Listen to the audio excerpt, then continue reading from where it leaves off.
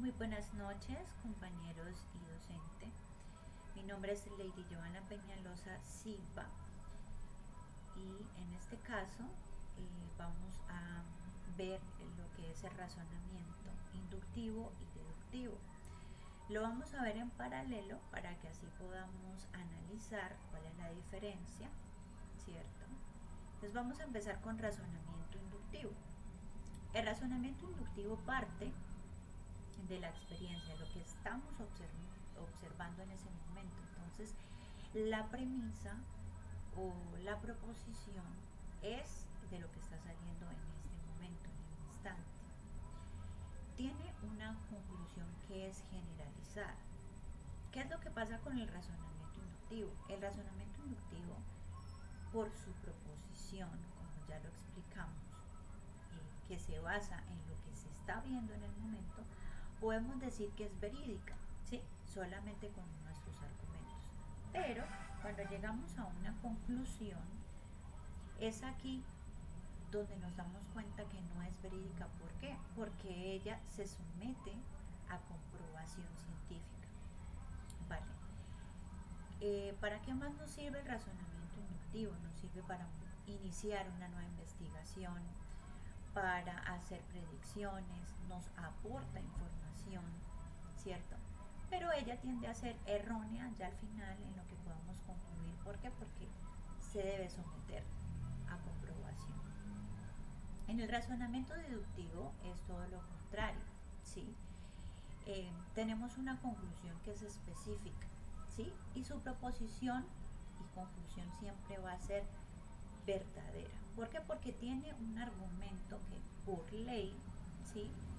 O por norma o por regla, siempre se va a aceptar generalmente como una verdad.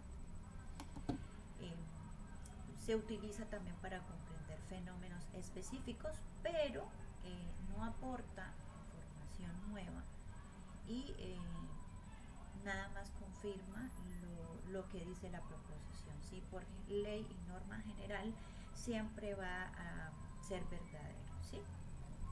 Ahora, vamos a ver acá un ejemplo sobre un perro para que podamos diferenciar entre las proposiciones en razonamiento inductivo y deductivo. Entonces, partimos de la premisa: mi perro tiene pelaje, el perro de mi vecina tiene pelaje, los perros de mi barrio tienen pelaje. En conclusión, probablemente todos los perros tienen pelaje. En cambio, en el razonamiento deductivo partimos de la premisa: todos los perros ladran, mi mascota es un perro. Como conclusión, necesariamente mi perro ladra. Ya podemos identificar cuáles son las diferencias.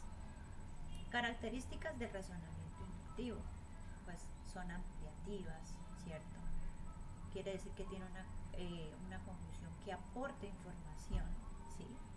Que viene de la premisa.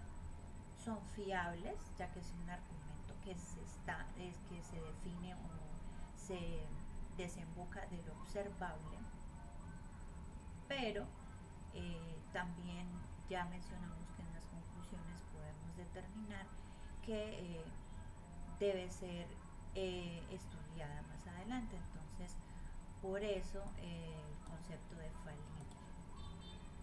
No son validables, o sea que sus conclusiones son probables pero no definitivas, ya lo mencionamos. Aportan nueva información, sí, porque los argumentos podemos utilizar este nuevo conocimiento, ¿verdad?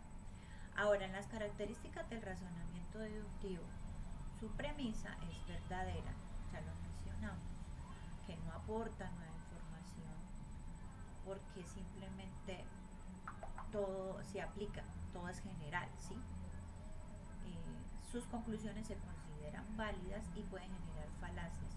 ¿Por qué falacias? Este es un punto muy importante, porque cuando se intenta construir un argumento con base a una premisa, una proposición que está dudosa o que puede empezar errando, simplemente la conclusión va a finalizar así. Así como empieza, así termina, ¿verdad? Tipos de razonamiento inductivos. Entonces, en este caso vamos a ver qué tenemos diferencias. En el inductivo se conocen dos tipos básicos, ¿sí? Argumento generalizado y inductivo casual. El generalizado, ¿por qué? Porque proyecta una conclusión que generaliza, ¿sí?, a todo, luego de estudiarse. En cambio, en los inductivos casuales se establece una relación causa y efecto entre los elementos que componen la proposición, ¿verdad? Y acá tenemos dos ejemplos de razonamiento inductivo. Uno es: la abeja es un insecto y respira por la tráquea. El saltamontes es un insecto y respira por la tráquea. El escarabajo es un insecto y respira por la tráquea. Probablemente todos los insectos respiran por la tráquea. Y el segundo ejemplo que tenemos es: el triángulo equilátero tiene tres vértices iguales que suman 180 grados. El triángulo isósceles tiene dos vértices iguales y uno diferente, los cuales suman 180 grados. El triángulo escaleno tiene tres vértices diferentes, los cuales suman 180 grados. Todos vértices de cualquier triángulo suman siempre 180 grados. Entonces esto podemos ver que se somete a verificación, porque una cosa es lo que se ve en una proposición, pero muy diferente a la conclusión que llevamos. Para eso debe someterse a estudio.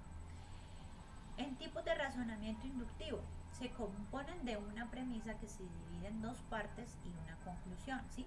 Partimos de ¿qué? De la premisa mayor, que es el silogismo, ¿sí?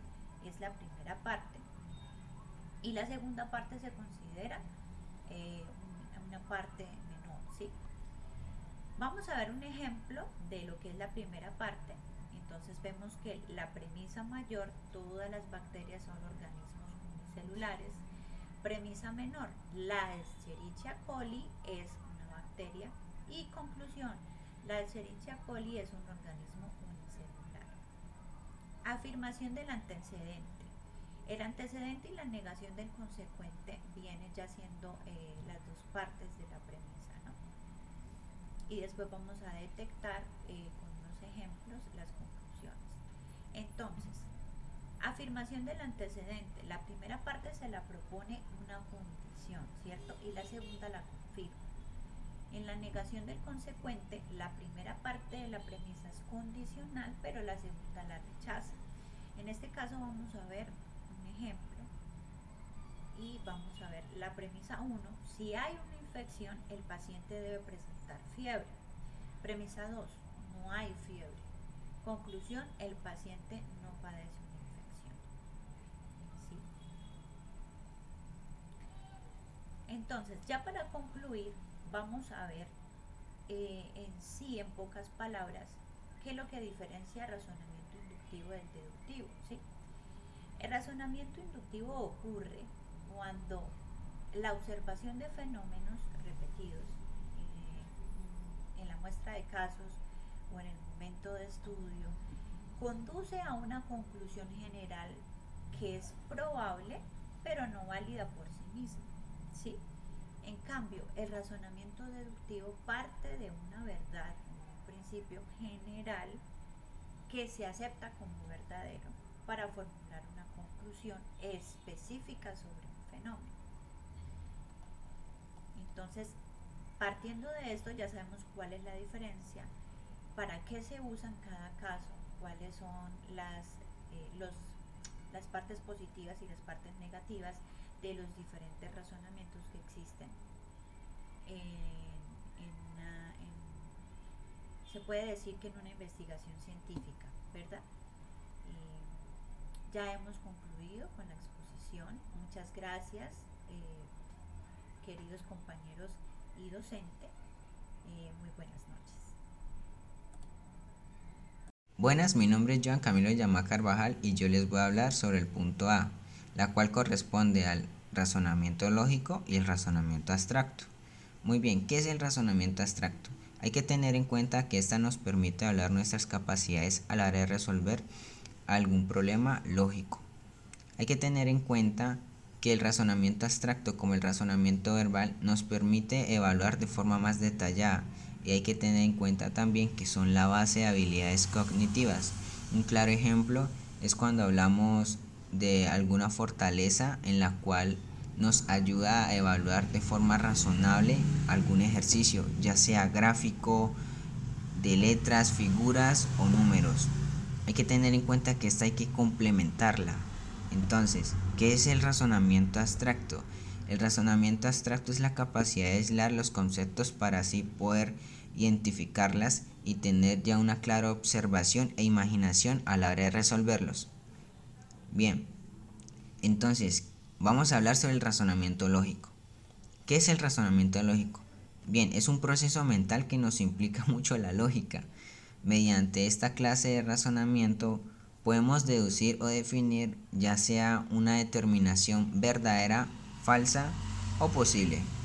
Muy bien, un claro ejemplo es el cubo de Rubik, la cual nos permite de forma orientar nuestras capacidades, tanto visual y también imaginaria. Hay que tener en cuenta que para poder organizar este cuadro tenemos que detallarnos de forma adecuada, es decir, mirar el patrón de colores, el patrón de figuras y a la hora de realizarlo, un patrón en la cual nos conlleva a la hora de plasmar esa figura y volverla a completar como estaba antes. Muy bien, espero les haya gustado. Sigue mi siguiente compañero. Adiós. Hola, muy buenas noches. Mi nombre es Jonathan Gómez y vamos a hablar lo de la validez de los argumentos. Pues un argumento es válido si se considera verdadera las premisas, entonces ahí podemos determinar que la conclusión sería verdadera, de lo contrario sería inválida o sería negativa. Un ejemplo sería: en una casa hay cuatro camas y en cada cama pueden dormir dos personas. Entonces, en esa casa pueden dormir un total de ocho personas. Eso es un argumento válido porque la conclusión es verdadera. Prueba formal de validez. Esta consiste en como tal en deducir la conclusión del argumento en función de sus premisas. Esto que las premisas infieran en la conclusión. O sea, siempre y cuando no interfieran en la conclusión, el resultado va a variar. Para este método se determina la validez de dos tipos de métodos: método semántico y método sintáctico. El método semántico, como tal, se tiene que realizar una tabla de la verdad para poder determinar el valor de esa verdad. Si su valor de verdad al terminar la tabla es verdadero, entonces el argumento va a ser válido, de lo contrario no será negativo o sencillamente será inválido o nulo. Un ejemplo de esto es: el sujeto está llorando o sonriendo. Él no está llorando, por lo tanto es sonriendo. Su conclusión es verdadera. El método sintáctico nos habla de que este método es de una deducción natural. Sin embargo, se implementa el concepto de inferencia lógica en este método de deducción. La inferencia lógica establece que se debe seguir una orden para llegar a la conclusión: A, B, C, D, de acuerdo al orden de lo que lo estamos organizando. Si se altera ese orden, su conclusión va a ser diferente y alteraría el orden de las cosas. Un ejemplo de este sería: las mujeres dan a luz. Carla es una mujer, por lo tanto puede dar a luz. Si se altera el orden, nuestra conclusión sería totalmente diferente a lo que, a lo que se quiere dar lo del método de inferencia lógica.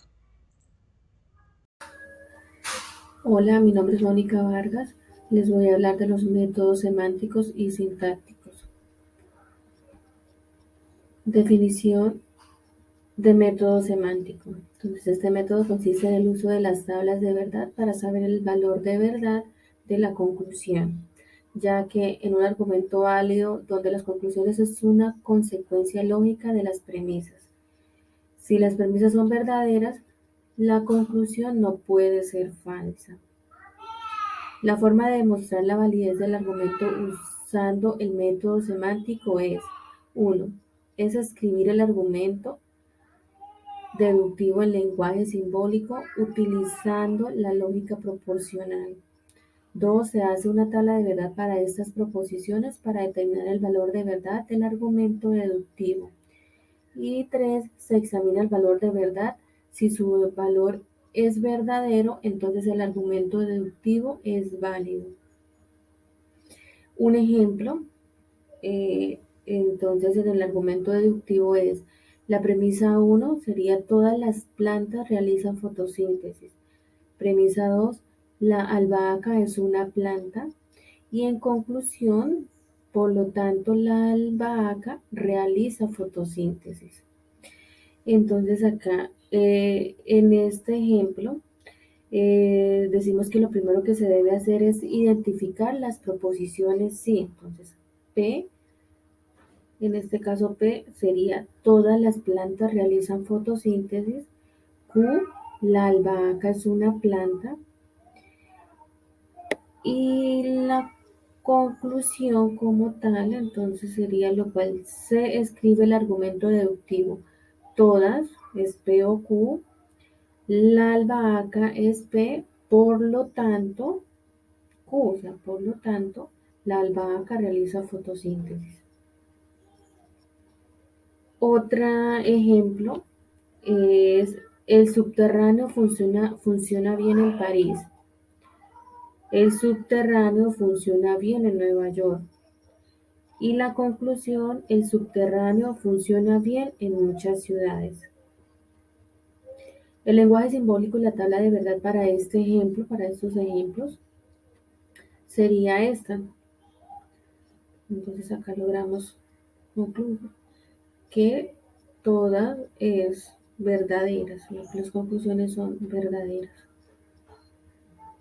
Método sintáctico. Es un método de deducción natural. Un argumento será válido cuando exista una deducción de la conclusión a partir de las inferencias permitidas.